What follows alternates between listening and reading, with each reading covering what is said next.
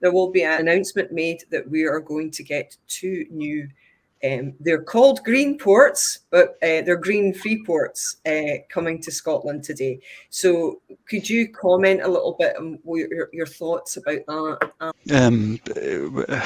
Largely just depression.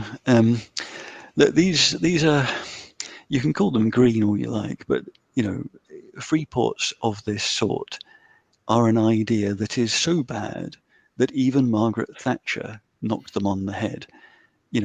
Back in the 70s, you had that group of think tanks at the far right in London pushing this idea very hard, and they're not pushing it because they want because they see a real future of kind of agglomeration benefits of manufacturing and trading in particular areas.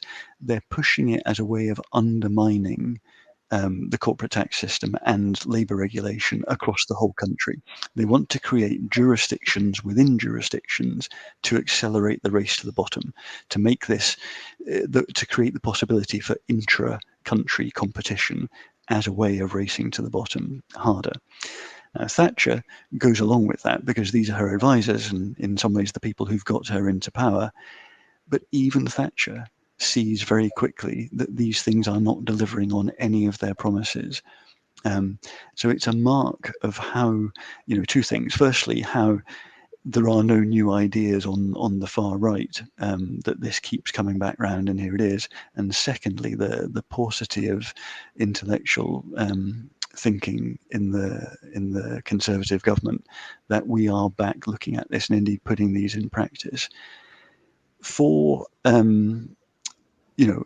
any of these things, the evidence is very clear that they do not create new economic activity. They just move it around at best. Sometimes they actually reduce the overall level of employment and activity.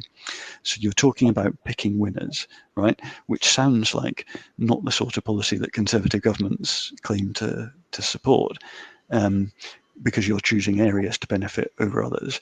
So if you had a policy of deliberately putting these things in places that would take away what your kind of over-industrialized or overdeveloped bits of the country had. So if you were designing these to take activity out of southern England, possibly there could be a case for this as a kind of anti-inequality measure.